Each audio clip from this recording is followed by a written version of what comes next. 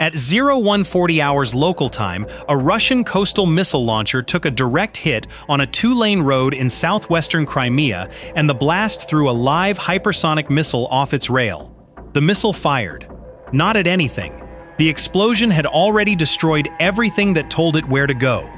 It came out of the fireball unguided, climbed into the dark over the peninsula, and was gone. The truck underneath it weighed roughly 40 tons. The two missiles it carried could reach 185 miles, far enough to put every port city on Ukraine's southern coast inside that vehicle's shadow. An estimated $20 million of hardware riding on rubber tires down a country road. The fire column went up close to 300 feet. That launcher had survived months in occupied Crimea by never staying in one place. It died because it was moving. The system was a Bastion-M, a self-propelled coastal missile launcher built on an 8-wheeled heavy truck chassis, carrying two missiles in sealed launch tubes, crewed by a handful of men, designed to shoot from an open field and vanish before anything can shoot back. It began life as an anti-ship weapon. Russia adapted it, first to strike ground targets with P-800 Onyx missiles, then to carry the 3M-22 Zircon, the hypersonic weapon it has fired at cities across southern and eastern Ukraine. And that night it was not traveling alone. Footage released by Ukrainian military intelligence shows a column of 4 vehicles rolling through the Bakhchysarai district in the southwest of the peninsula. 3 Bastion systems, 1 command vehicle, all of them driving toward firing positions. A mobile launcher like this has exactly 3 states. Hidden under cover, where nothing can find it. Firing and withdrawing, where nothing can catch it. And the drive in between, where it is neither hidden nor fast. Everything Russia built into this system protects the first 2 states. Nothing protects the third. And the third state is not random. A launcher carrying the most expensive missile in the inventory does not pull over and shoot from wherever it happens to be. It drives to a position that has already been surveyed, measured, and approved, which means a fixed destination, a fixed route, a predictable hour of the night. It is the difference between wandering a city and having a parking space with your name painted on it. You can drive anywhere you like all day. Anyone looking for you only has to watch the one rectangle of asphalt you always come back to. So the ambush was not a chase, it was a schedule. The crews had every reason to feel covered. On paper, the numbers are excellent. This system goes from driving to ready to fire in about 5 minutes, and back to driving in about the same. 5 minutes is a very small window for an enemy to find you, identify you, and put something on top of you. What 5 minutes does not account for is the 40 minutes you spend getting there. The column turned out of its shelter and onto the single road that led to the surveyed ground, and from that moment, it could not turn around without canceling the mission it had been sent to perform. The convoy had escorts, 2 mobile fire teams, riding with the column for exactly this threat, trained to shoot down exactly this kind of aircraft. Neither of them fired a single round that night. And the reason has nothing to do with how good they were. The Ukrainians had been watching for hours before the column ever moved. Ukrainian military intelligence runs its drone operations through a dedicated unmanned systems department, and the footage that came out of this mission is unusually clean, sharp enough that the operators could count the vehicles and read the shape of the formation in the last moments before impact. 3 launchers, 1 command truck, spacing tight, speed steady, headlights off, moving through farmland in the middle of the night with the confidence of men who had made this drive many times before. Understand what a Bastion-M is actually optimized for, because it explains the entire night. This is a self-propelled launcher, 2 missiles in transport launch containers, small crew, no fixed installation, no concrete, no permanent address. Its survival is not armor. Its survival is arithmetic. On paper, the number that matters is 5 minutes, roughly what it takes to go from rolling down a road to standing in a field with tubes elevated and a firing solution loaded, and roughly what it takes to fold back down and drive away. 5 minutes is a genuinely hard problem for an opponent. Detect, identify, decide, and deliver something onto a target in under 5 minutes, and you are asking a lot of any military. But look at what those 5 minutes are actually protecting. The clock starts when the launcher arrives and stops when it leaves. It is a number built entirely around the danger of counter-battery fire, the danger of being where you just fired from. It is a bank's armored car. The money is safe in the vault, and the money is safe inside the truck, and nobody with any sense tries to take it in either place. The robbery happens on the 10 steps of sidewalk in between. Shoot and Scoot was designed to solve the vault, and it was designed to solve the truck. It was never designed to solve the sidewalk. And on the road, the arithmetic runs backwards. Give that crew their full 5 minutes to deploy. 5 minutes of unloading, leveling, elevating, aligning. In those same 5 minutes, a fixed-wing strike drone moving at around 100 miles an hour covers more than 8 miles of ground. The Russian safety margin was measured in radar coverage and reaction time. The Ukrainian approach was measured in a thermal camera and a road with only one destination on it. Somewhere along that route, the column began to react. Vehicles spreading apart, speed changing, the tight formation loosening into something harder to catch with a single warhead. It is the correct procedure, and it is also an admission.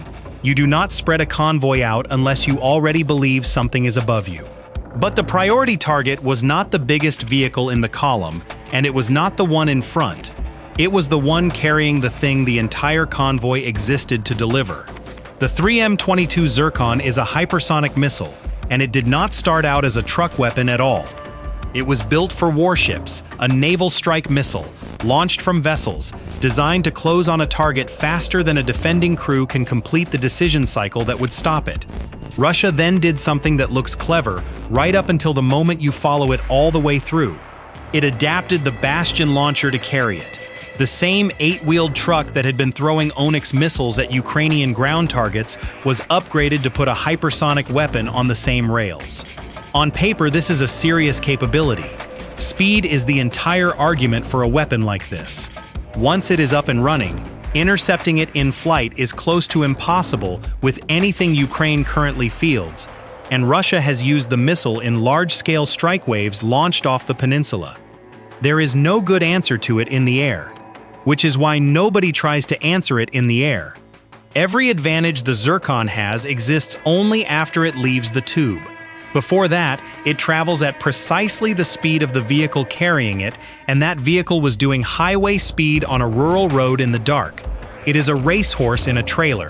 On the track, it beats everything with legs. In the box, it goes exactly as fast as the truck, stops when the truck stops, and turns where the driver turns. The missile that cannot be caught in flight spends the most dangerous hour of its life doing 40 miles an hour behind a windshield. Run the two clocks against each other. That missile needs less than 10 minutes to cross 185 miles. It needs considerably longer than 10 minutes to cover the last 20 miles to the field it is supposed to be fired from. The fastest part of the weapon's life is the part after launch. The slowest, most exposed, most predictable part is the part Russia has to perform on public roads on a schedule to a surveyed grid reference before anything happens at all. And that is the trade nobody accounted for. The upgrade that made the missile more dangerous is the same upgrade that made it reachable. A pre-surveyed firing position is the price of that range. You cannot shoot a weapon like this from a random shoulder of road, so the launcher must go somewhere specific, which means the route is known before the truck ever starts its engine. Then the first drone came in, and it missed. Not by much.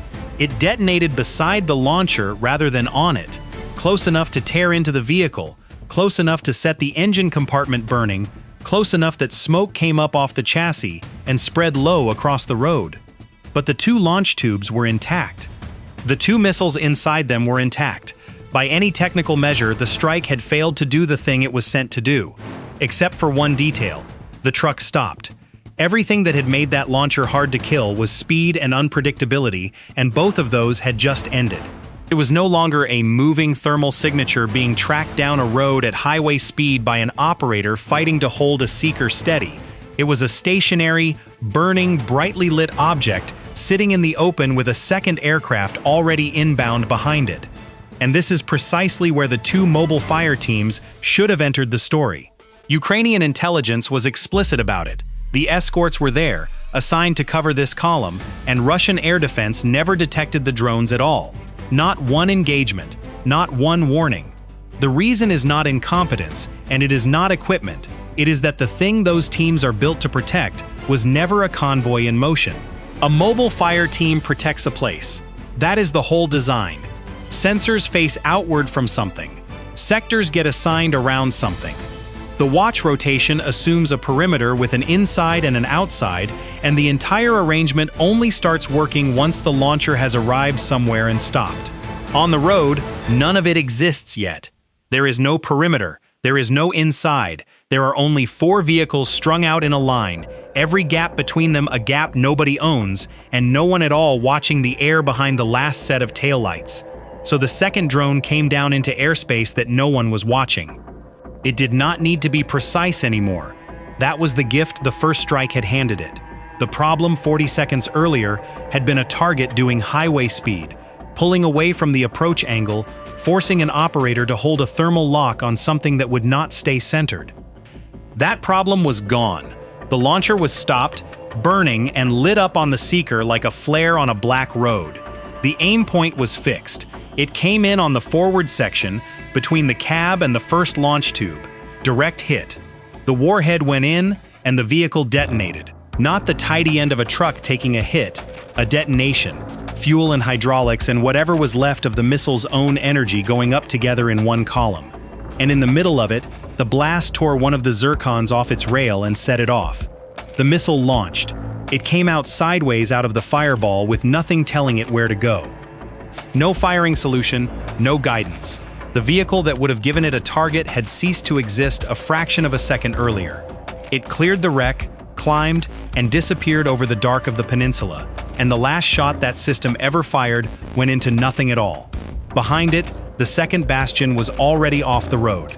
Ukrainian intelligence says the vehicle was damaged in the strike and left where it stopped, a claim from one side, and not independently confirmed, but consistent with what the footage shows. The remaining vehicles turned around. The command truck went with them. The firing mission that night never happened. Count what came off the board. Ukrainian military intelligence says 1 launcher was destroyed outright, a second was damaged, and 2 Zircon missiles were eliminated before either one could be fired at a Ukrainian city. Those are one side's figures, released with the footage, and they have not been independently confirmed. What can be checked is what did not happen afterward. Ukrainian Air Force data recorded no Zircon launches in the wake of the strike. 2 missiles that were minutes from a surveyed firing position never got there. But the launcher is the smaller loss. What this strike actually hit was a doctrine. The Bastion exists on a single premise, that mobility is survivability. Do not build a site, do not sit still, do not give anyone an address, and no one can put a warhead on you. That premise holds up almost everywhere. It holds in the tree line, it holds in the field after the tubes come down. The one place it does not hold is the stretch of road between them, and that stretch is not optional. A hypersonic missile cannot be fired from wherever the truck happens to be standing. It needs a position that has been surveyed in advance, which means a destination that is known before the engine starts. Every time Russia wants to throw a Zircon off the peninsula, it has to pay that toll again. And every mobile coastal system in Crimea now has to treat the drive to work as the most dangerous part of the job. Nothing about that night outran the launcher or outthought it. It was not beaten by speed, it was beaten by the fact that it had somewhere to be, and something was patient enough to wait there. If you want more breakdowns like this one, subscribe and turn on the bell. We publish new analysis every week. And leave a comment with your read on this. Which side adapts first? Does Russia change how it moves these launchers, or does Ukraine widen the net until there is no quiet route left in Crimea? We read every answer.